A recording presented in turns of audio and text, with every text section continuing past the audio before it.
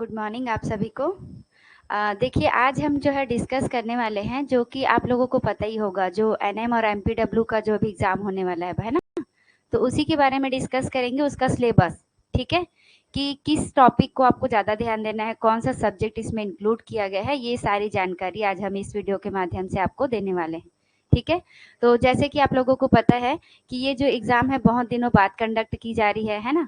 पिछला इसका एग्ज़ाम कब हुआ था? 2016, 18 में नहीं हुआ था ना? अच्छा, तो देखिए ये जो है ना आपका जो है ये वाला क्या है, फीमेल का है, तो दोनों का अलग अलग सिलेबस है, आप लोग ध्यान रखिएगा। दोनों का मतलब एक ही है करके आप लोग को यहाँ नहीं पढ़ना है। सबसे पहला दोनों का सिलेबस यहाँ पे अलग थोड़ा बनाया गया है ना, तो दोनों के लिए अलग अलग यहाँ पे पर करना है, क्योंकि पढ़ाई भी वैसी हुआ है, एमपीडब्ल्यू का अलग हुआ है और एनएम वालों का अलग हुआ है, इसलिए सिलेबस भी अलग है। तो इसी चीज को ध्यान में पहले रखेंगे, है ना। तो ये मैं भी फीमेल का बता रही हूँ, ठीक है। तो देखिए फीमेल में जो सबसे पहले सिलेबस में आपका पूछा जाएगा 100 मार्क्स का टोटल रहेगा। कितने मार्क्स का रहेगा? 100 मार्क्स का, ठीक है।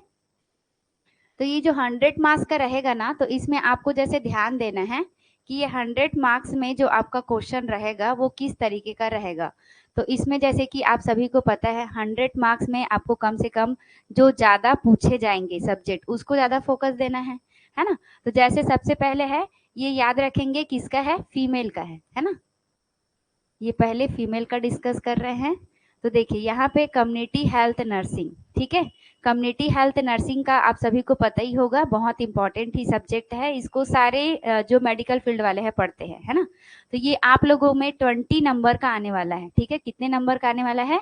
20 नंबर का, क्योंकि इसका जो कॉन्सेप्ट ऑफ हेल्थ पूछ सकता है, कम्युनिटी हेल्थ प्रैक्टिस के बारे में पूछ सकता है, और हेल्थ प्रॉब्लम पॉलिसी के बारे में पूछ सकता है, हेल्थ ऑर्गेनाइजेशन सिस्टम जो आपका प्राइमरी लेवल सेकेंडरी लेवल पे जो होता है ना, डिस्ट्रिक्ट सब डिस्ट्रिक्ट पीएससी सीएससी, ये सब भी इसके अंदर पूछेगा। रोल ऑफ हेल्थ टीम, जो उसमें टीम रहती है सब सेंटर में या फिर पीएससी में, उनका रोल पूछेगा, ठीक है।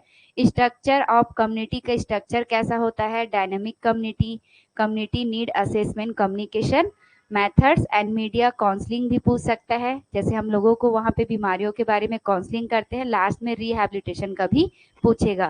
तो ये बेसिक आपको कम्युनिटी के अंदर से इतने को फोकस करना पड़ेगा। तो ये हम आपको पूरा एक एक जो यूनिट वाइज हम यहाँ पे स्टडी कराएंगे इसी के बेसिस में, ठीक है। तो देखिए दूसरा क्वेश्चन रहेगा आपका, दूसरा सब्जेक्ट यानी कि हेल्थ प्रमोशन, ठीक है। तो ये जैसे आपको नया लग रहा होगा, मेरे हिसाब से नया लग रहा है, पहले से है ना।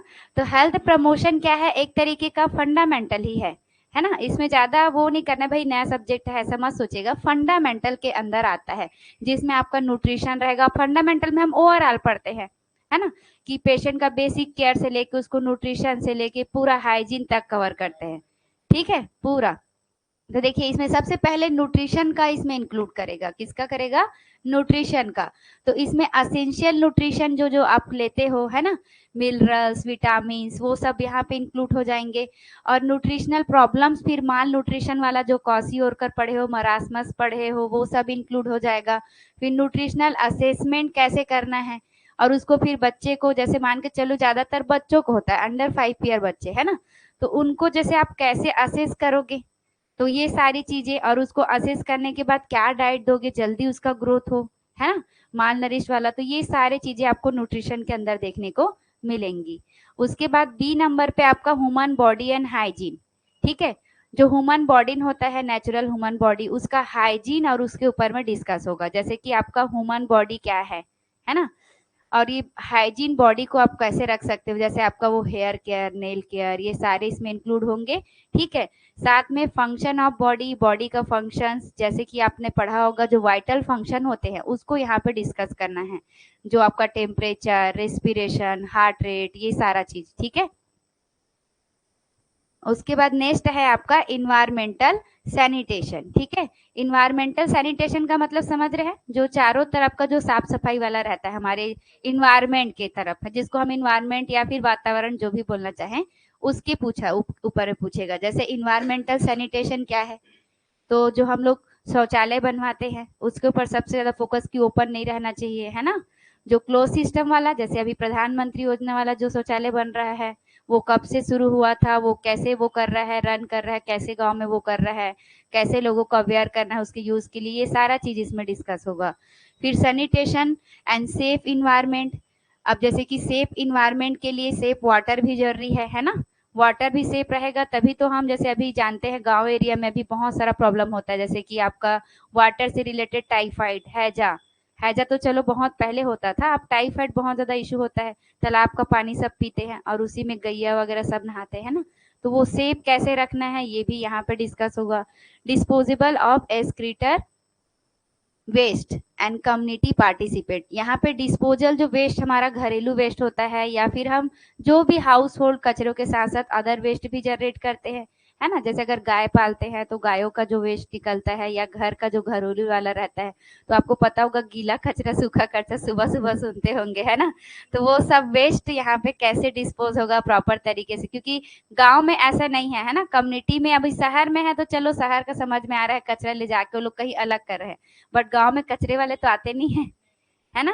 तो ये दोनों का डिस्कस होगा, अर्बन और रूरल में कैसे डिस्पोजेबल किया जाना चाहिए वेस्ट का, है ना?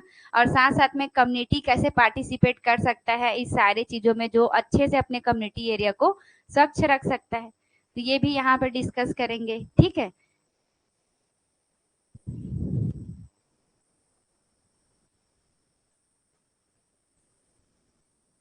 अब देखिए साथ में यहाँ पे आपका डी नंबर में मेंटल हेल्थ पूछेगा। मेंटल हेल्थ मतलब वही आपका साइकोलॉजी, है ना?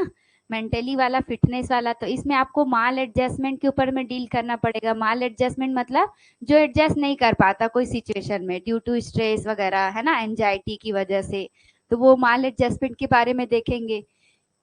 और मेंटल इलनेस, क्या क्या मेंटल जो बीमारियां होती हैं जैसे डिप्रेशन, मैनिया, सिजोफ्रेनिया, ये जो बीमारियां बड़ी बड़ी होती हैं उनके बारे में थोड़ा डिस्कस कर लेंगे। ओल्ड एज केयर कैसे करते हैं, ओल्ड एज केयर जैसे जीरियाट्रिक केयर होता है ना, तो वो कैसे करते हैं, क्योंकि उनको सबसे ज्यादा प्रॉब्लम होता है साइकेट्री का एज इशू की वजह से, अल्जाइमर, पार्किंसन के साथ साथ डिमेंशिया, तो वो सब में कैसे केयर करना है ना? तो ये सब भी इसमें डिस्कस करेंगे। टोटल 15 नंबर का आएगा। कितने नंबर का आएगा? 15 नंबर। जो हम लोगों ने देखा था ना ऊपर से आपका हेल्थ प्रमोशन वाला, वो सब इसी के अंदर 15 नंबर का इंक्लूड होगा, ठीक है? क्लियर है? अब उसके बाद फिर बात करते हैं थर्ड नंबर, ठीक है? थर्ड नंबर में आपका क्या है? प्राइमरी हेल्थ केयर के बारे में। प्राइमरी हेल्थ केयर मतलब यहाँ पे आपको जैसे जो प्राइमरी जो हमारा इम्यूनाइजेशन हो गया, डिसीज हो गया, जैसे हम प्राइमरी मतलब समझते हैं ना, डिसीज जैसे ही हमें लग रहा है कि हाँ अभी कोविड फैलने वाला, तो हम पहले से अपने आप को क्या कर लेते हैं, स्ट्रॉन्ग करते हैं, उस हिसाब से रूटीन मेंटेन करते हैं, प्राइमरी केयर करते हैं, डिसीज होने से पहले का केयर, है ना? तो ये सब इसमें आ जाएगा।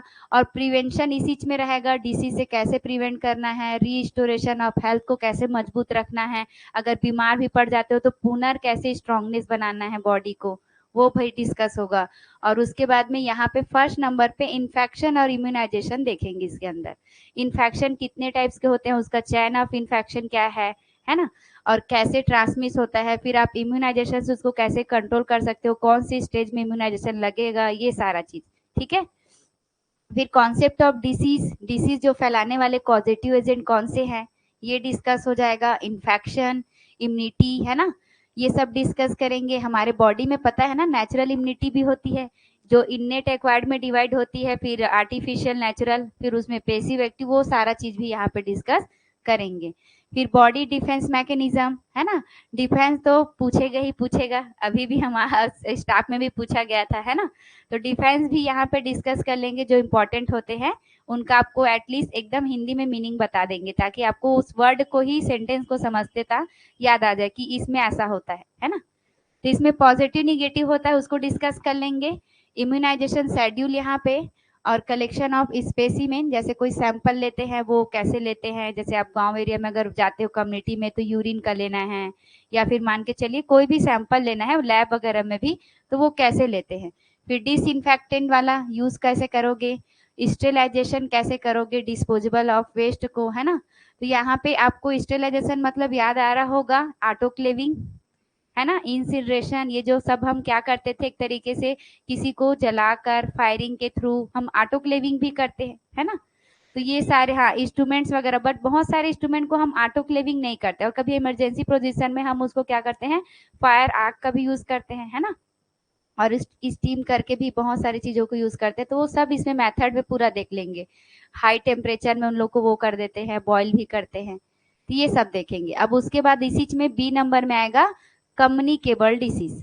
ठीक है, कम्युनिकेबल में वही आपका मीजल्स मम्स वाला आ जाएगा, है ना, जो आपका HIV, टीबी, हेपेटाइटिस, ये सब पूरा कम्युनिकेबल डिसीज। इंट्रोडक्शन देखेंगे डिसीज का, फिर वो कम्युनिकेबल डिसीज कितने हैं, केयर इन कम्युनिकेबल डिसीज में आप पेशेंट का केयर कैसे करोगे, इपिडेमिक मैनेजमेंट। इपिडेमिक मैनेजमेंट मतलब यहाँ पे जैसे अगर जो डिसीज फैल रहा है सडनली लार्ज पोर्शन में फैल रहा है, उसको कंट्रोल कैसे करना है ना, तो ये सारी चीजें देख लेंगे। ठीक है, उसके बाद सी नंबर में आपका कम्युनिटी हेल्थ प्रॉब्लम आ जाएगा। ठीक है, कम्युनिटी हेल्थ प्रॉब्लम में यहाँ पे कम्युनिटी में आपको अलग पॉइंट दिखेगा, और ये जो है उसका हेल्थ प्रॉब्लम बस है, क्योंकि ये जो एक तरीके से कम्युनिटी में जो गांव में या फिर एक पर्टिकुलर एरिया में जो होता है ना, जैसे कि यहाँ पे care of sick and community people का आपको कैसे जो सिक है, बीमार है, उनका कैसे केयर करना है। ठीक है, फीवर है, जैसे नॉर्मल प्रॉब्लम बता रहा है जो अक्सर होते रहता है, रेस्पिरेशन प्रॉब्लम, है ना, जिसमें अस्थमा आएगा आपका, है ना, जो आपका ये छोटा छोटा निमोनिया अस्थमा जो आता है वो सारे चीजें आ जाएंगे।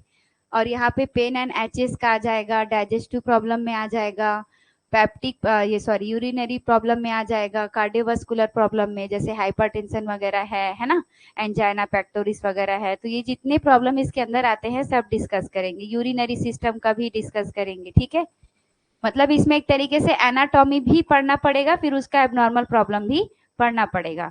ठीक है, फिर डाइजेशन ऑफ आपका ये एक मिनट, ये थोड़ा गलत दिया है क्या, सेंटेंस वैसी लग रहे हैं, इसको मैं चेक करके आपको बताऊंगी। ठीक है, उसके बाद में ये डिसीज के बारे में पूरा यहाँ पे जो डिसीज है उसके बारे में डिस्कस करेंगे, जिसमें आपका ये शायद ना नर्वस सिस्टम होगा लगता है यहाँ पे जो टाइपिंग मिस्टेक हुआ होगा लग रहा है ना। Disease of muscular skeletal system में जो डिसीज होता है, साथ साथ हैंडीकैप्ड व्यक्ति को आप कैसे काउंसलिंग करोगे, कैसे उसका सर्वाइवल लाइफ डिसेबिलिटी को कैसे रिड्यूस करोगे, सब इसमें डिस्कस करेंगे। ठीक है, उसके बाद फिर आपका डी नंबर में आएगा primary medical care. Primary medical care में जैसे आप जो फर्स्ट टाइम जब हम किसी व्यक्ति को जब देखते हैं प्रॉब्लम में है, तो हम उसको फर्स्ट टाइम क्या देते हैं, तो आपको पता होगा सब सेंटर में सारी दवाइयां नहीं रहती है ना, उनके यहाँ क्या set A, set kit B, kit A करके नाम से रहता है। फिर PSC में आपको कुछ मिल जाएंगी और कुछ डिस्ट्रिक्ट में पूरी मिलती है ना, तो उसके हिसाब से प्राइमरी केयर अगर कोई सब सेंटर में जा रहा है तो कैसे करोगे, है ना, ये सारी चीजें यहाँ पे डिस्कस करेंगे। टाइप ऑफ ड्रग्स कितने होते हैं, एडमिनिस्ट्रेशन ऑफ ड्रग, है ना, ड्रग का यहाँ पे राइट्स वगैरह भी देख लेंगे, माइनर एलिमेंट्स क्या क्या हैं, कॉमन इमरजेंसी ड्रग का नाम भी देख लेंगे, यानी कि पूरा मेडिसिन के बारे में डिस्कस करेंगे, रूट वगैरह, उसका जो सही टाइम जो होता है, उसके राइट्स, है ना, ड्रग को कितने रूट से दिया जाता है, कौन कौन से ड्रग्स आते हैं इमरजेंसी में, नॉर्मल में, ये सारे चीज। ठीक है, उसके बाद रहेगा आपका फर्स्ट एड रिफरल। ठीक है, अब ये फर्स्ट एड रिफरल का मतलब जानते हैं, जैसे अगर सब सेंटर है, सब सेंटर के बाद अगर जैसे मान के चलिए, सबसे पहले तो फर्स्ट एड मतलब इमरजेंसी जो हम एक किट बना के रखते हैं, जब कोई व्यक्ति को इंजर्ड होता है तो हम क्या करते हैं, फर्स्ट एड बॉक्स लेके उसका माइनर ट्रीटमेंट करते हैं, जब तक वो हॉस्पिटल पहुंचता नहीं है तब तक उसका प्राथमिक उपचार बोलते हैं उसको, है ना। तो ये भी होता है, साथ में रिफरल, तो जैसे सब सेंटर के बाद वो PSC जाता है, PSC बाद CSC फिर डिस्ट्रिक्ट जाता है ना, तो ये सारे लेवल का रिफरल भी देख लेंगे। नीड फॉर फर्स्ट एड कब जरूरत पड़ती है, माइनर इंजरी, अलाइनमेंट, फ्रैक्चर में, लाइफ थ्रेटनिंग कंडीशन, इसमें साथ में हम आपको ट्राइएज भी बताएंगे। ठीक है, क्या बताएंगे, ट्राइएज। ट्राइएज में जानते ही होंगे कि इसमें जो है किसको पहले केयर करना है, किसको बाद में करना है, इसका जो कोड रहता है ना, हाँ कलर कोड, जैसे ब्लैक में डेथ हो गया उसको नहीं छूना है ना, ग्रीन है मतलब माइनर है उसको आप आराम से देख सकते हो, येलो और रेड, रेड सबसे ज्यादा इमीडिएट केयर वाला रहता है, येलो थोड़ा अर्जेंट रहता है, आप 1-2 घंटे के अंतराल में उसको देख सकते हो। तो यहाँ पे ट्राई भी डिस्कस कर लेंगे। अब चौथे नंबर पे ये जो टोटल अभी तक जो हमने देखा है ना, थर्ड नंबर का, वो 20 मार्क्स का आएगा। कितने मार्क्स का आएगा, 20 मार्क्स का। अब उसके बाद है आपका चाइल्ड हेल्थ नर्सिंग, ये पीडिया से रिलेटेड आ गया आपका चौथा में। इसमें ग्रोथ एंड डेवलपमेंट देखेंगे, न्यूट्रिशन ऑफ इन्फेंट्स चिल्ड्रंस, और चिल्ड्रंस राइट्स के बारे में देखेंगे, care of sick child, care of school childrens का, और एडोलसेंस का केयर कैसे करना है, एडोलसेंस गर्ल्स का स्पेशली जब प्यूबर्टी उन लोग का स्टार्ट हुआ रहता है ना, तो कैसे उनका केयर करना है, ये सब भी इसमें आपको सिखाएंगे। इसमें ज़्यादातर ग्रोथ एंड डेवलपमेंट का सबसे ज़्यादा क्वेश्चन पूछेगा कि कौन सी स्टेज में बच्चा जो है स्माइल करता है, कौन सी स्टेज में वो चलना सीखता है, कौन सी स्टेज में जो फिंगर ग्रिप जानते हो ना पकड़ना सीखता है। ये पूरा ग्रोथ एंड डेवलपमेंट से बहुत सारे क्वेश्चन आते हैं। मिरर कब देखना शुरू करता है, सोशल स्माइल कब शुरू करता है ना, तो ये सब ग्रोथ एंड डेवलपमेंट में आ जाएगा। तो ये कवर हो जाएगा आपके चाइल्ड हेल्थ नर्सिंग में। ठीक है, ये 15 नंबर का पूछेगा। सोचिए इतना छोटा दिख रहा है, 15 नंबर के, इसके अंदर बहुत सारा आएगा। ठीक है, तो ये 15 नंबर का रहेगा। तो जैसे मान के चलिए जो आपको ज्यादा लग रहा है और जिसमें कम कंटेंट है तो आप वैसे भी फोकस करके पढ़ सकते हो। हम तो आपको पूरा कवर कराएंगे है ना, बट आप जहाँ पे जब लास्ट में प्रिपरेशन करोगे तो जो ज्यादा नंबर का और एक ही सब्जेक्ट है उसको आप ज्यादा कवर कर सकते हो, है ना, तो वैसा यहाँ पे आप कीजिएगा। उसके बाद है आपका मिडवाइफरी। ठीक है, मिडवाइफरी में देखिए यहाँ पे जो ह्यूमन आपका, ये आपका ह्यूमन रिप्रोडक्टिव सिस्टम है ना, ये नॉर्मल पहले पढ़ना पड़ेगा आपको, फीमेल पेल्विस, फीटल स्कल का है ना, और ये जो आपका फंडोस्कोप करके रहेगा वहाँ पे ये भी स्पेलिंग यहाँ पे थोड़ा सा दिक्कत हुआ है लगता है। फिर नॉर्मल प्रेगनेंसी है, एंटीनेटल केयर के बारे में, नॉर्मल लेबर के बारे में, and care and normal labour में कैसे केयर करना है ना, नॉर्मल डिलीवरी जो कराते हैं उसमें, और इसके साथ साथ normal puerperium, care of newborn, newborn का केयर कैसे करना है, एबनॉर्मलिटी ऑफ प्रेगनेंसी में जो एबनॉर्मलिटीज आते हैं, अबॉर्शंस, एबनॉर्मल बर्थ है ना, एबनॉर्मल बर्थ में वही बीच प्रेजेंटेशन वगैरह जो रहता है ना, और इसके साथ साथ ट्रिपोरियम एबनॉर्मल बहुत लंबे समय तक जा रहा है ना, और सर्जिकल इंटरवेंशन कैसे करोगे, मेडिकेशन क्या क्या यूज करते हो। ठीक है, जैसे ऑक्सीटोसिन ही पूछेगा उसका डोसेस पूछेगा। ठीक है, और यहाँ पे आपका साइक्लिकल अप्रोच क्या है, स्टेटस ऑफ वुमेन्स का स्टेटस, एम्पावरमेंट, यानी कि ये थोड़ा सा अब इधर का नॉलेज वाला आ जाएगा। इधर पूरा डिसीज पोर्शन है और इधर नॉलेज वाला। अब यहाँ पे आपको वुमेन्स जो हेल्थ प्रॉब्लम जो फेस करती हैं, ठीक है, वो सबको डिस्कस करेंगे, जैसे कि आपका HIV वगैरह है और STD वगैरह है, ये सब इनफर्टिलिटी पॉपुलेशन में कैसे होता है, एजुकेशन देना है, फैमिली वेलफेयर जो प्रोग्राम कंडक्ट किए जा रहे हैं उनके बारे में भी डिस्कस करेंगे। टोटल आएगा 15 मार्क्स का। ये देखिए साइक्लिक अप्रोच का मतलब होता है कि जो मान के चलिए जो प्रेग्नेंट है ना, उसके लाइफ में जितने भी मतलब जो फेस करती है, जैसे डोमेस्टिक वायलेंस की वजह से उसका बेबी जो है कंसीव नहीं कर पाती है, पूरा इसमें वो आएगा। उसके स्ट्रेस लाइफ जर्नी की वजह से उसको क्या क्या प्रॉब्लम हो सकता है, आपको कैसे वो करना है। तो इसमें साइक्लिकल अप्रोच में यहाँ से आपको क्या है, एजुकेशन वाला, एम्पावरमेंट में वुमेन्स को आगे कैसे बढ़ाना है, उनको कैसे जागरूक बनाना है ना, तो ये सब भी इसमें डिस्कस हो जाएगा। उनमें जो क्या क्या हेल्थ प्रॉब्लम आती हैं, तो स्ट्रेस की वजह से उनमें, जैसे देखिए प्रेगनेंसी में बोलते हैं स्ट्रेस नहीं लेना है ना, बहुत सारा इशू आता है, तो आप उसको कैसे काउंसलिंग करोगे। हाँ हाँ, स्ट्रेस की वजह से होता है ना। हाँ, तो इसमें ना इन्वायरमेंटल भी होता है, बहुत सारे रीजंस और भी आते हैं, वो सबको हम डिस्कस करेंगे। ठीक है, तो ये सब टोटल आपका 15 मार्क्स का आने वाला है। ठीक है, कितने मार्क्स का आएगा, 15 मार्क्स। अब उसके बाद 6वें नंबर पे है आपका health centre management. Health centre management में स्पेशली जो हमारा कम्युनिटी एरिया में जो रहता है, हमारे विलेज एरिया में रहता है, उनका मैनेजमेंट कैसे होता है। जैसे आपके सब सेंटर में 5 स्टाफ होते हैं, कितने स्टाफ होते हैं, 5 स्टाफ। अब 5 स्टाफ में कैसे मैनेज करते हैं वो लोग, है ना, पूरा गांव जानते हो ना, एक गांव में कितने लोग आते हैं, 3000 5000। अब 5 मेंबर बस दिया रहता है सरकार वहां पे, है ना, और उसमें ज्यादातर कोई सीनियर नहीं रहते, उसमें MPW वही मल्टीपर्पज वर्कर है ना, NM वाले लोग रहते हैं और मल्टीपर्पज वाले रहते हैं, और जो क्लास 4th वर्कर जो रहते हैं, जैसे आया वगैरह, ये सब जो वार्ड बॉय वगैरह रहते हैं वो लोग रहते हैं, उसी में मैनेज करना रहता है। तो कैसे मेंटेन करना है स्टॉक को वहां पे, coordination, implementation of national programme जो होते हैं उनको कैसे कंडक्ट करना है, अपडेट नॉलेज को कैसे अपडेट करना है, ये सब इसके अंदर डिस्कस होगा। और इतना छोटा सा आपको 15 मार्क्स का पूछेगा। ठीक है, तो इसमें सबसे ज्यादा क्या आएगा पता है, प्रोग्राम्स आएंगे। क्या आएगा, प्रोग्राम्स। जो प्रोग्राम्स अभी सरकार निकाल रहा है ना, बहुत सारा प्रोग्राम्स निकल रहा है आए दिन, अगर आप देखते हो हर डे जो आता है उस डे के दिन कुछ ना कुछ प्रोग्राम वो करता ही है, और पहले से भी चलते आ रहा है।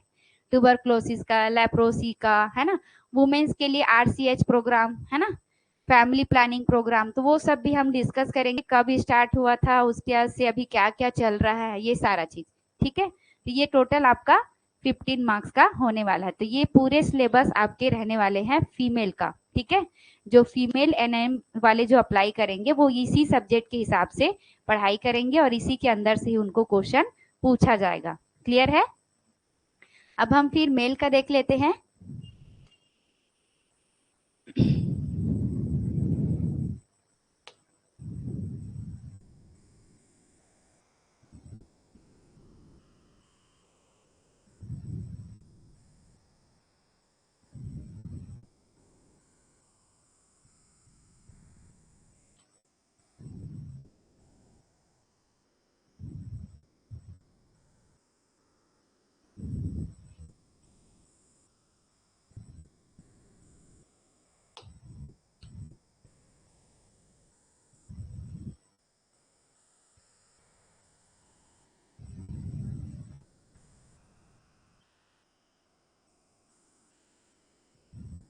चलिए, तो इनका भी कितने नंबर का रहेगा?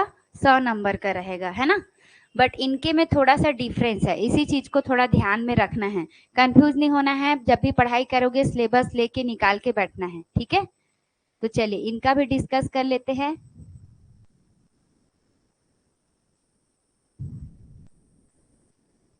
देखिए यहाँ पे जो सिलेबस है बेसिक आपका, जो पहले आपने पढ़ा है ना, जैसे जो हम इसको पहले क्या नाम से जानते थे, MPW, मल्टीपर्पस वर्कर, है ना, तो उसके हिसाब से ही सिलेबस बनाया गया है, कोई नया नहीं है। बट ये क्या है कि अभी जो अब बहुत पहले पढ़े थे उसके हिसाब से कुछ अपडेटेड हुए हैं, है ना, जिसपे ज्यादा फोकस करना है। तो टोटल कितने मार्क्स का रहेगा? 100 मार्क्स का रहेगा। ठीक है, इसमें सबसे फर्स्ट यूनिट में आपका बेसिक हेल्थ साइंस से पूछेगा, यानी एनाटॉमी। ठीक है, क्या रहेगा? एनाटॉमी, जिसमें एनाटॉमी एंड फिजियोलॉजी सब्जेक्ट जैसे आपने पढ़ा होगा, है ना, उसी के ऊपर में रहेगा। इसमें एनाटॉमी में आप क्या पढ़ेंगे? पूरा बॉडी का स्ट्रक्चर एंड फंक्शन पढ़ेंगे, इसमें आप नॉर्मलिटीज नहीं पढ़ते, है ना। इसमें जितने भी नॉर्मल हम पोर्शन है उसको डील करेंगे। ठीक है, जैसे यहाँ पे उन लोगों में जैसे एनाटॉमी ज्यादा नहीं दिया था, है ना, बेसिकली सीधा डिसीज के साथ डील किया गया है ना, तो उसमें लेकिन हम एक बार क्या कर देंगे, एनाटॉमी रिवाइज करके, क्योंकि उसी से समझ में आता है ना। और यहाँ पे आपको बेसिक पहले एनाटॉमी ही कवर करना है, जिसमें आपको ऑर्गेनाइजेशन ऑफ लिविंग थिंग्स, है ना, एंड आपका erect moving the body, integration, control of body, maintaining of metabolism of body and human reproduction, maturation of human reproduction system. यानी कि आप इसमें कंफ्यूज नहीं होंगे, इसमें लिविंग मतलब सेल के बारे में पढ़ना है। किसके बारे में पढ़ना है? सेल के बारे में। और इसमें जो बॉडी मूविंग बोल रहा है, तो यहाँ पे जो फंक्शंस है वो कैसे काम कर रहा है बॉडी, उसके बारे में डील करेंगे। ठीक है, कंट्रोल मतलब कैसे जो हमारा जो फंक्शन है, जैसे हमारे ग्लैंड्स वगैरह हमारे बॉडी को, हार्मोन्स को कैसे बैलेंस करते हैं, ये सब पढ़ेंगे। फिर मेंटेनिंग द मेटाबॉलिज्म कैसे होता है, कौन कौन से एंजाइम्स इसके अंदर इंक्लूड होते हैं जो मेटाबॉलिज्म में सपोर्ट करते हैं, वो सब पढ़ेंगे। फिर रिप्रोडक्शन सिस्टम क्या है ना, तो वो सब मेल फीमेल दोनों का यहाँ पे डिस्कस करना पड़ेगा, है ना, कंप्लीटली। उसके बाद फिर आएगा आपका माइक्रोबायोलॉजी, इसके अंदर फिर क्या आएगा? माइक्रोबायोलॉजी।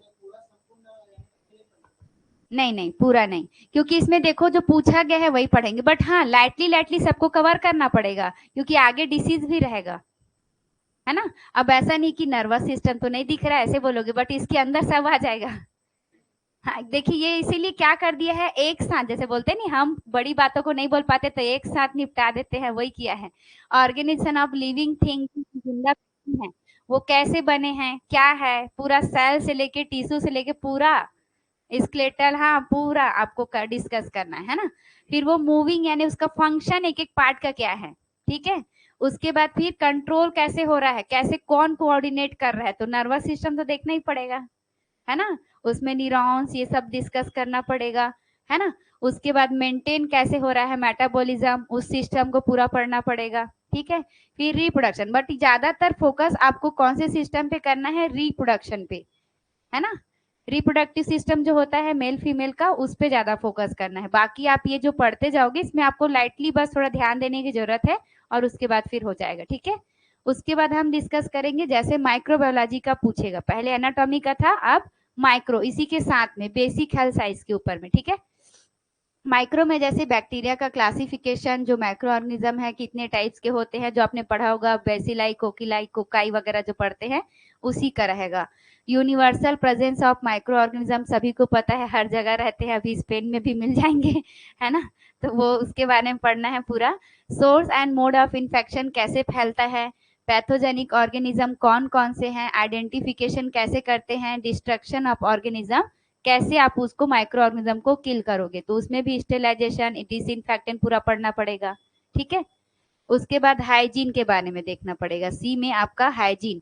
हाइजीन में क्या क्या रहेगा, introduction of hygiene and healthful living, अच्छा लाइफ जीने के लिए आपको कैसे क्या क्या रूटीन फॉलो करने पड़ेंगे, एंड पर्सनल हाइजीन क्या क्या होता है, फिजिकल हेल्थ को कैसे मेंटेन करना है, पीरियोडिक हेल्थ एग्जामिनेशन में क्या क्या कराना चाहिए साल में एक बार, है ना। और उसके बाद हेल्थ इन होम, होम में जैसे आप रहते हैं तो कैसा होम इन्वायरमेंट में आपको रहना चाहिए, जैसे शहर में हम लोग ऐसे बंद कमरे में रहते हैं वैसे नहीं, आपको सुबह फ्रेश एयर, है ना, सारी चीजें, विंडो वगैरह अच्छे से रहना चाहिए, ये सारे वो टाइप का हाइजीन में ही आएगा, ठीक है। तो ये सब हाइजीन में आ जाएगा। उसके बाद फिर आएगा आपका बिहेवियरल साइंस, ठीक है, क्या आएगा इसके बाद, बिहेवियरल साइंस के ऊपर में आएगा। तो देखिए बिहेवियरल साइंस में यहाँ पे आपको साइकोलॉजी, ठीक है, जैसे ह्यूमन बिहेवियर क्या क्या है, कैसे एक्ट करता है, इमोशन लर्निंग, कैसे आदमी जो है इमोशन को अपना कंट्रोल करता है, मोटिवेशन क्या है, चेंज इन बिहेवियर कब चेंज हो जाता है, फिर यहाँ पे डिफेंस मैकेनिज्म आ जाएगा बिहेवियर का, है ना। सोशल इंटरपर्सनल रिलेशनशिप लोगों के बीच में कैसे मेंटेन होता है, ये सब आपको साइकोलॉजी में पढ़ना पड़ेगा। फिर है सोशियोलॉजी, जिसमें सोशल ग्रुप्स कितने होते हैं, प्रोसेस क्या है, सोशल कंट्रोल कैसे होता है, सोशल स्ट्रेटिफिकेशन कैसे होता है, मैरिज कैसे होता है, फैमिली कैसे आगे बढ़ती है, ये सब, है ना, ये सब आपको सोशियोलॉजी पढ़ना पड़ेगा। तो ये जो पूरे आएंगे आपके 15 मार्क्स के आएंगे, कितने आएंगे, 15 मार्क्स के, ठीक है। अब उसके बाद बात करेंगे यूनिट सेकेंड, जो कि आपका प्रिंसिपल ऑफ पब्लिक हेल्थ के ऊपर रहेगा, ठीक है। इसमें सबसे पहला पूछेगा इंट्रोडक्शन ऑफ पब्लिक हेल्थ क्या है, उसका कॉन्सेप्ट, उसका ethics of health care worker, जो हम फंडामेंटल इथिक्स पढ़ते हैं ना, वो इसमें डिस्कस करना है। ऑर्गेनाइजेशनल स्ट्रक्चर के बारे में डिस्कस करना है, health science and related welfare क्या क्या उससे रिलेटेड प्रोग्राम निकल रहे हैं, ठीक है। इंटरनेशनल एजेंसीज जो WHO है, यूनिसेफ है, वो प्रोग्राम प्लानिंग क्या क्या प्लान करते हैं हमारे देश के लिए, कब आए थे, कब से उनका फंक्शन रन हो रहा है, ये सब इसमें डिस्कस करेंगे, ठीक है। उसके बाद बी में public health problem in India, India में जो पब्लिक हेल्थ प्रॉब्लम है ना, उसको डिस्कस करेंगे, जो मेजर, जैसे कि कैंसर भी मेजर पब्लिक हेल्थ प्रॉब्लम है, HIV भी है, TB भी है, तो ये सबको डिस्कस करेंगे, ठीक है। उसके बाद फिर है यहाँ पे पब्लिक हेल्थ प्रोग्राम क्या क्या बनाए गए हैं, हेल्थ प्रॉब्लम्स में क्या क्या है, जैसे कम्युनिकेबल है, जिसमें इन्वायरमेंटल प्रॉब्लम में क्या क्या होगा, न्यूट्रिशनल में क्या क्या होगा, सोशो इकोनॉमिक फैक्टर क्या है जिसकी वजह से लोग बीमार पड़ते हैं, जो स्मोकिंग होता है, बैड लाइफ स्टाइल होता है ना, वो सब भी इसमें कवर होगा, ठीक है।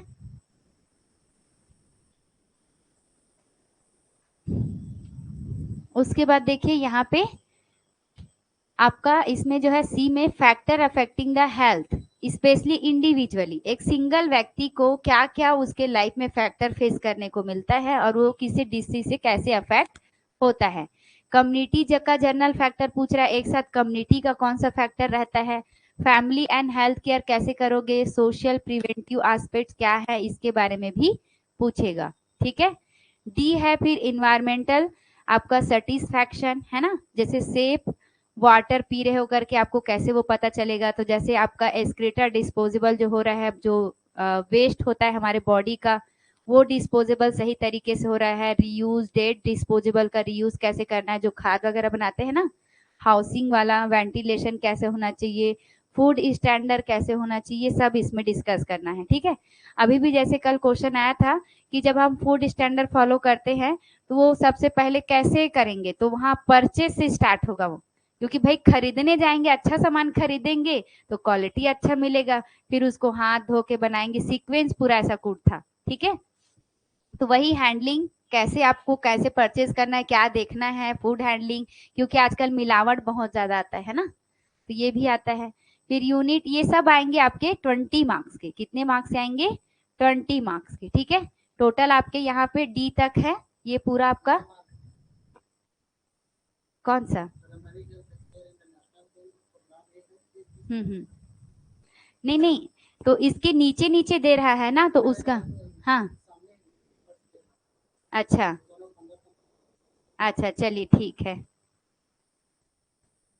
इसी को बोले ना। इधर मैं देख लेती हूँ। अच्छा हाँ, ऊपर में इसको दिया था 15 मार्क्स, ये भी 15 मार्क्स है, ठीक है। चलिए चलिए, उसके जैसा नीचे में नहीं दे रहा है, ऊपर में पहले दे रहे हैं। हम्म। हाँ हाँ। चलिए, तो ये था आपका 15 मार्क्स का। कितने मार्क्स का था ये? 15 मार्क्स का, है ना। अब उसके बाद फिर देखते हैं आपका अगला यूनिट 3, यानी primary health care and national programme के बारे में। ये आपका 20 मार्क्स का आने वाला है। कितने मार्क्स का रहेगा? 20 मार्क्स का, ठीक है। अब इसमें देखिए क्या क्या पूछेगा आपका। प्राइमरी हेल्थ केयर क्या है? हेल्थ फॉर ऑल, जैसे 200 एडी से चलते आ रहा है ना, बहुत पुराने जमाने से, तो उसके बारे में पूछेगा। नेशनल हेल्थ पॉलिसी कब बना था, क्या क्या पॉलिसी है। प्राइमरी हेल्थ केयर पूछेगा। इंडिया का कॉन्सेप्ट पूछेगा।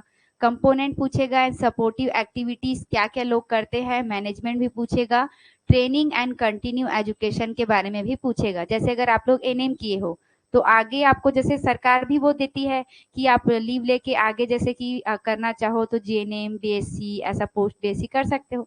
तो कंटिन्यू एजुकेशन के बारे में भी पढ़ना पड़ेगा, ठीक है। उसके बाद फिर है आपका बी नंबर में introduction of family health and community health के बारे में आपको जानना है। तो ये फैमिली हेल्थ, कम्युनिटी हेल्थ क्या होता है, इसके बारे में पूरा डिस्कस करेंगे। Classification of family health care and community health, school health service. अभी स्कूल हेल्थ सर्विस ही बहुत इंपॉर्टेंट है ना, क्योंकि ये इसमें अभी बच्चे लोग को जान रहे हो ना। अभी अब ऐसा है कि पहले हमारे में नर्सिंग में स्कूल हेल्थ में नहीं देते थे, अब स्कूल हेल्थ में देना शुरू कर दिया एक एक नर्स, है ना। हाँ, पहले क्या था, जो बड़े बड़े स्कूल थे जैसे केंद्रीय विद्यालय वगैरह में बस देते थे, बट अब हर गवर्नमेंट स्कूल में एक एक नर्स अपॉइंट होने चाहिए, है ना। तो उसके ऊपर में भी बहुत सारे क्वेश्चन बनेंगे कि कैसे बच्चों का देखभाल करना है, क्या क्या रोल रहेगा उस नर्स का, वो भी डिस्कस करेंगे यहाँ पे, है ना।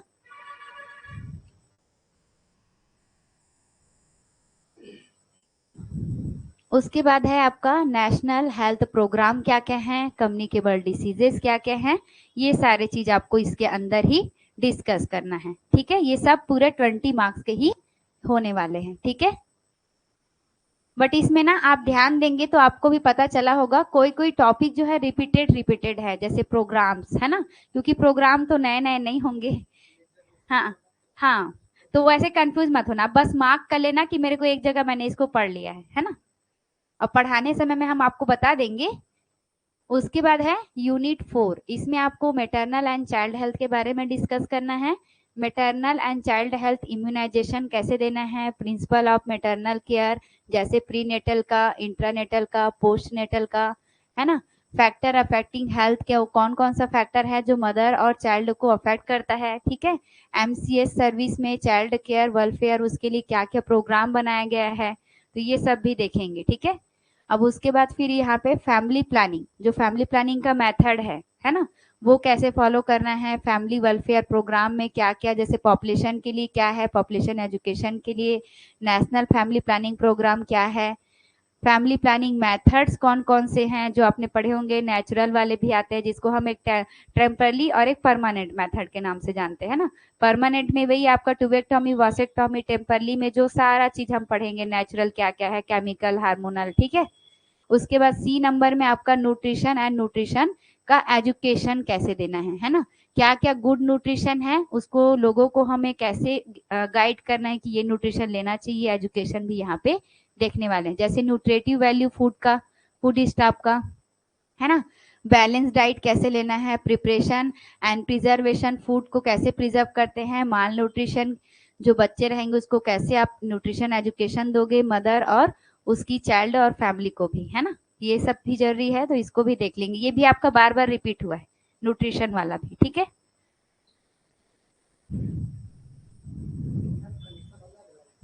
हाँ, बट आप ऐसा समझेंगे ना, तो देखिए जो न्यूट्रिशन वाला पढ़ रहे हैं, तो इसमें बैलेंस डाइट एक बीमारी के लिए वही रहेगा, है ना। वो जगह भले ही आपको यहाँ पे बार बार आपको रिपीट किया गया है कंफ्यूजन के लिए, कंफ्यूजन नहीं होना। जैसे हाइपरटेंशन, तो कल आया था डैश डाइट, है ना, तो डैश डाइट हाइपरटेंशन में देते हैं। हाँ, तो ऐसे डाइट का आपको शॉर्ट क्लू में पूछेगा, समझ रहे हैं। तो वो जो है कहीं वो बीमारी कहीं पर भी पूछे, बट वो डाइट को आपको याद रखना है, क्लू को, कि भाई ये डाइट इसमें देते हैं, ठीक है। किसी में क्या रहता है, बोलते हैं कि प्यूरॉल डाइट नहीं देना है, प्यूरिन डाइट नहीं देना है, ऐसा आजकल बहुत ज्यादा नया नया वर्ड है। तो ये सब वर्ड को पढ़ना पड़ेगा आपको कि भाई ये क्या डाइट है, किसके अंदर आता है। तो अर्थराइटिस वालों को नहीं देते हैं, जो गॉट वाले जिनका प्रॉब्लम होता है, यूरिक एसिड डिपोजिशन होता है, तो उनको नहीं देना है। तो ऐसे यहाँ पे आपको क्लू में याद रखना पड़ेगा, ठीक है। उसके बाद आएगा आपका यूनिट 5, ये जो है आपका हेल्थ इंफॉर्मेशन के अंदर में रहेगा, ठीक है। हेल्थ इंफॉर्मेशन के अंदर में रहेगा, जिसमें एजुकेशन और कम्युनिकेशन को डिस्कस करेंगे, ठीक है। जैसे इसमें अब ये जो है आपका थोड़ा सा डिसीज से हट के रहेगा, ठीक है। अब कैसे रहेगा, जैसे आपने एजुकेशन पढ़ा था क्या, हाँ पढ़े थे ना। तो उसमें हम क्या करते थे कि जो मीडिया ऑफ टीचिंग के बारे में पढ़ते थे। तो इसमें देखिए देखिए कम्युनिकेशन करना है तो स्किल कैसा होना चाहिए व्यक्ति का, कि कैसे वे में लोगों को कम्युनिकेट कर सकता है ना। एवीएट्स कौन कौन सा यूज कर सकते हैं, जिसमें projected, non projected, visual, audio visual जो देखे थे, टीवी, टेलीविजन, पपेट्स वगैरह जो उसमें आता था, नॉन प्रोजेक्टेड में आता था, है ना। तो वो सारा चीज आपको यहाँ पे डिस्कस करना है। कम्युनिकेशन जो हेल्थ वर्कर रहता है वो कैसे करेगा, सिलेक्शन कैसे करना है एवीएट्स का, एवीएट्स को कैसे बनाना है, प्रिपरेशन, और हेल्थ केयर वर्कर को कैसे यूज करना है, ये सब इसमें डिस्कस होगा। Health education, teaching, learning process, planning, health care का प्लानिंग, एजुकेशन एक्टिविटी कैसे करना है ना। जैसे अगर आप किसी को पब्लिक हेल्थ में एजुकेशन देने जा रहे हो, तो आजकल जानते हो लोग ऐसे ही बोर हो जाते हैं, बस भाषण देने आए हैं गांव में ऐसे ही बोलते हैं, है ना। तो ऐसा नहीं रहेगा। तो वहां पे आपको क्या करना है कि आजकल देखें जैसे ताली बजाकर जो हम सिनारियो प्रेजेंट कर देते हैं, कि लोग ऐसा गाना, सिंबल, नाटक, एक्टिविटी इन्वॉल्व कर देते हैं, इससे लोग अट्रैक्ट होते हैं, कम से कम देखने आते हैं, अरे चलो कुछ नया हो रहा है। और जाके खड़े होके वो भाषण दोगे तो कोई सुनता नहीं, है ना। तो ये चीजें आपको सीखनी है। हेल्थ स्टैटिक्स यहाँ पे आ जाएगा, जिसमें हेल्थ स्टैटिक्स के बारे में थोड़ा पढ़ेंगे, है ना। वाइटल स्टैटिक्स के बारे में पढ़ेंगे, कलेक्शन ऑफ जो स्टैटिकल डाटा लेते हैं वो कैसे लेते हैं, वाइटल स्टैटिक्स के बारे में जो रजिस्ट्रेशन प्रोसेस है, यानी कि यहाँ पे जो आप कैलकुलेशन वाला जो आपका मीन मीडियन मोड आपने पढ़ा होगा। तो हम जैसे डाटा कलेक्ट करते हैं, 60 लोग हैं, तो 60 लोगों में हमें फिर अलग करना रहता है, इनको ये बीमारी है, तो हम ये सब कैलकुलेशन से करते हैं, है ना। तो ये आपका हेल्थ स्टैटिक्स में आता है। जो सेंसेस इसको बोलते हैं, जानते हो ना, सेंसेस कि आपके डायबिटिक वाले कितने हैं, हाइपरटेंशन वाले कितने हैं, ये सब सेंसेस में हम जनगणना लेना पड़ता है, जानते तो इसीलिए आपको वाइटल स्टैटिक्स तो आना ही पड़ेगा, सीखना पड़ेगा, है ना। तो ये सब भी डिस्कस करेंगे। फिर उसके बाद में आपका ये जो पूरा रहेगा, आपको देखिए यहाँ पे आपका 15 मार्क्स का रहेगा। कितने मार्क्स का रहेगा, 15। उसके बाद है आपका 6 नंबर का यूनिट, जो कि बेसिक मेडिकल केयर के ऊपर में रहेगा। किस पे रहेगा, बेसिक मेडिकल केयर। अब देखिए इसमें जो है बेसिक मेडिकल केयर जो बोल रहा है, इसमें क्या कर रहेगा कि basic medical and treatment of minor alignment, जो माइनर प्रॉब्लम होते हैं ना, उन पे आप बेसिक केयर क्या करोगे, है ना, ट्रीटमेंट क्या करोगे, मेडिकल केयर कैसे दोगे, ट्रीटमेंट कैसे करोगे उस पब्लिक का, हेल्थ सर्विस क्या क्या है, होम नर्सिंग क्या होता है, एलिमेंट्री मेडिकल केयर क्या होता है, treatment of minor alignment condition क्या होता है, affecting all system of body, basic medical care, pharmacological introduction, weight and measurement, action group of drugs, है ना, कितने ड्रग्स आते हैं, मतलब इसमें एक तरीके से आपको मेडिसिन के बारे में जानना है, कि जो बेसिक हम लोग, जो कोई व्यक्ति आता है बेसिक ट्रीटमेंट में कौन सा मेडिसिन दे सकते हैं। वैसे भी नर्स लोग को देना ही नहीं रहता मेडिसिन, है ना। बट बेसिक हमारे पास जैसे सब सेंटर में काम करेंगे तो किट दिया जाता है, इसके अंदर का आप मेडिसिन दे सकते हो। अब सोचो उसमें पैरासीटामोल भी नहीं रखे रहते, वो किट में पैरासीटामोल नहीं आता। क्वेश्चन आएगा कि सब सेंटर के जो सेट वाले जो किट बनाए जाते हैं उसमें पैरासीटामोल रहता है, तो नहीं रहता, ठीक है। तो उसमें बस ORS बेसिक बेसिस, हाँ हाँ सिरप रहता है, बट पैरासीटामोल क्या है पता है, अब बहुत दिन से, जैसे जब से कोविड आया है लोग ज्यादा यूज करने लगे, उसका साइड इफेक्ट बहुत ज्यादा हो गया। पहले इंक्लूड था, अब इंक्लूड नहीं है। तो उसमें बेसिक बेसिक ORS वगैरह रहेगा जो, हाँ हाँ हाँ वो सब रहेगा। बट ये जो जितने भी दवाइयां हैं ना जिसको आप विदाउट प्रिस्क्रिप्शन नहीं दे सकते, वो सब नहीं रहेंगे। ठीक है, तो वही चीजें आपको सीखनी है ना, क्या क्या रहेगा क्या क्या नहीं रहेगा। उसके बाद है first aid and emergency care, उसका प्रिंसिपल, उसका इमरजेंसी केयर वही ट्राइज वाला आ जाएगा। ठीक है, इंजुरी टू बोन, जॉइंट्स में इंजुरी है तो फर्स्ट आपको क्या करना है, जैसे लोग जानते हो जब भी फ्रैक्चर होता है तो उनको पता नहीं रहता, वो चलना फिरना शुरू कर देते हैं, जबकि आपको भी नॉर्मली पता है कि अगर फ्रैक्चर हुआ है तो व्यक्ति को इमोबिलाइज करना है, चलाना नहीं है। उसको आपको क्या करना है, अगर आपके पास स्प्रिंट टाइप का कुछ है तो कैसे भी करके उसको बांध के उसको स्ट्रेट रखना है। तो ये सारी चीजें आपको उसको बताना है कि फ्रैक्चर होता है तो इमीडिएटली आपको कुछ नहीं करना है, कुछ ऐसा चीज ढूंढना है सोर्स जिससे क्या हो, वो हार्ड सरफेस से आपके बॉडी को बांध देना कपड़े वगैरह से, या फिर अगर आपके पास किट है तो आप इस प्लास्टर को लेके, प्लास्टर वाला सामान है प्लास्टर तुरंत करवा लो, नहीं है तो फिर क्या कर सकते हो, स्प्रिंट वगैरह से उसको पट्टी से बांध सकते हो, है ना। ये सब उनको बताना है। हेमरेज हो रहा है, ब्लीडिंग हो रहा है तो कैसे रोकोगे, फर्स्ट एड केयर में ये सब सीखना है। पॉइजन पॉइजन लिया है या फिर इंसेक्ट बाइट है, उसको कैसे केयर करोगे, है ना। फॉरेन बॉडी चला गया है या first aid in unconscious patient है तो उसको कैसे ट्रीट करोगे। थर्मल इलेक्ट्रिकल इंजुरी हुआ है, बैंडेज कैसे करना है, टाइप ऑफ बैंडेज जानते हो ना, बहुत सारा होता है, कहाँ कहाँ पे लगा है, किस टाइप से बैंडेज करेंगे, ये सब इसमें इंक्लूड रहेगा फर्स्ट एड में। उसके बाद फॉरेन बॉडी का मतलब होता है जो बाहर से बैक्टीरिया वायरस जो हमारे बॉडी में, जैसे हम, हाँ ये जो कट जाते हैं ना शार्प इंस्ट्रूमेंट से, ठीक है, जैसे कील वगैरह हो गया, जो नाइफ वगैरह, तो इससे क्या होता है जो टिटनी जो हमारा जो बैक्टीरिया रहता है वो हमारे बॉडी में चला जाता है, तो ये फॉरेन बॉडी चला गया है तो उस कंडीशन में आप उसको कैसे वो ट्रीट करोगे, है ना। तो ये सब इसमें आ जाएगा। उसके बाद फिर आपका mental health and normal and abnormal behaviour के बारे में भी डील करना है। नॉर्मल कैसे होता है मेंटल हेल्थ, एबनॉर्मल कैसे होता है, प्रिवेंशन कैसे प्रिवेंट कर सकते हो, अर्ली उसको डिटेक्ट कैसे कर सकते हो, इसका वार्निंग साइन रहता है। ठीक है, 10 वार्निंग साइन होते हैं मेंटल इलनेस का, और प्रिवेंशन ऑफ मेंटल इलनेस के लिए कौन कौन सी स्ट्रेटेजी आप यूज कर सकते हो उसको प्रिवेंट करने के लिए। तो ये सब क्या रहेगा इसके अंदर इंक्लूड रहेगा। ठीक है, अभी खत्म, आपका सिलेबस थोड़ा सा छोटा है। ठीक है ये भी कितने नंबर का है, 15 नंबर का है। ठीक है, तो इस तरीके से क्वेश्चन पूछे जाएंगे, बट इसमें आपको घबराना नहीं है, वही वही क्वेश्चन को आपको बार बार दिया गया है ना। बट ये है कि उसका उस समय क्या हो जाएगा, एक दो क्वेश्चन में ऐसा है कि उसका वहां पे डिफाइन करेंगे तो थोड़ा अलग आ जाएगा, बाकी सेम रहेगा, है ना। तो यहाँ पे इसी चीज को हम क्या करेंगे, यहाँ पे आपको क्लासेस में 1 बाय 1 डिस्कस कराएंगे। इसका आप चाहेंगे तो साथ में नोट्स बना सकते हो, या फिर आपको लाइव रिकॉर्डेड भी मिलेगा वो, है ना, तो आप कभी भी उसको ओपन करके भी देख सकते हो, ये सुविधा मिलेगी, है ना। और जैसे कि टेस्ट सीरीज वगैरह वो कर रहता है वो भी कराया जाएगा, टेस्ट सीरीज रहेगा, है ना। साथ साथ में जैसे MCQ प्रैक्टिस रहता है वो भी कराया जाएगा। तो ये सारे चीजों से क्या कर सकते हो, आपका जितना भी दिन टाइम है उसमें आप अपना प्रिपरेशन मजबूत कर सकते हो, है ना। और जैसे आप पढ़ाई छूटा है बोल रहे हो तो उसके हिसाब से क्या है, अगर बारीकी से पढ़ोगे तो वो एग्जामिनर कुछ भी दे आप बना सकते हो, है ना। अगर आप बोलोगे कि बस MCQ सॉल्व करने से हो जाएगा तो नहीं हो सकता, क्योंकि देखिए MCQ अब हम नहीं बोल सकते वो कैसा देगा, समझ में आ रहा है ना मैं क्या बोलना चाह रही हूँ, कुछ भी दे सकता है। तो अगर आपने सिलेबस पढ़ लिया है तो भाई वो सिलेबस के बाहर नहीं देगा, अगर देगा तो फिर सीधा जाना पकड़ना उसका गला, ठीक है ठीक है, तो सिलेबस से अंदर ही रहेगा। अगर आप पूरा पढ़ लेंगे एटलीस्ट समझ जाएंगे कि किसके रिलेटेड कैसे कैसे आते हैं, क्या क्या उसके अंदर पॉइंट्स आते हैं, तो आप कहीं से भी क्वेश्चन पूछे बना सकते हैं। ठीक है, और जैसे अगर कूट वाला दे दिया ना तो आपको उसके अंदर का अंदर पॉइंट पढ़ना पड़ेगा तब आप बना सकते हो, ऐसा है। ठीक है, तो इस तरीके से रहेगा। तो फिर हमारी क्लासेस में आप जैसे जल्दी से जल्दी जुड़ के क्या कर सकते हैं, इसका फायदा उठा सकते हैं, जो कि आपको सर ने बताई होगा। ज्यादा डिस्कशन के लिए आप जैसे सर से भी डिस्कस कर सकते हैं, है ना। ठीक है, चलिए ठीक है, फिर मिलते हैं हमारी क्लासेस में।